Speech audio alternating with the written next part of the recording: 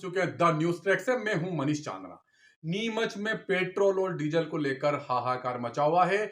आज सुबह का माहौल भी पेट्रोल पंपों का देखा जा सकता है कि उसमें लंबी लाइनें लगी है।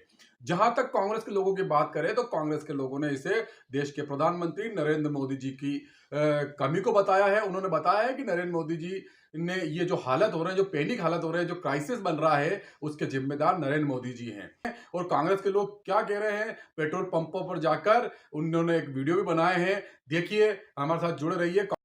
और यहाँ पर पेट्रोल भराने के लिए भीड़ की भीड़ उमड़ आई है। और ये केवल एक पेट्रोल पंप की स्थिति नहीं है, ये नीमच के लगभग सारे पेट्रोल पंप की स्थिति अभी शाम से यही बनी हुई है। और इस क्राइसिस के, इस पैनिक के सबसे बड़े जिम्मेदार नरेंद्र मोदी है, क्योंकि उन्होंने कोई क्लियर इंस्ट्रक्शंस नहीं दिया, बल्कि कोरोना जैसी तैयारियां करनी पड़ेगी ये कहकर जनता में उल्टा पैनिक क्रिएट करने का काम नरेंद्र मोदी ने किया है। इस क्राइसिस और इस पैनिक के लिए नरेंद्र मोदी और उनकी सरकार जिम्मेदार है। ये सरकार जब से सत्ता में आई है तब से जनता को लाइनों में लगाने का काम कर रही है, अलग अलग तरीकों से जनता को परेशान करने का काम कर रही है।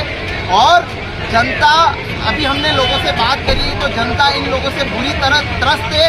और जनता अगले चुनाव में इनको इस हरकत का जवाब देगी और इन्हें इस बार इस बात के लिए सबक सिखाएगी।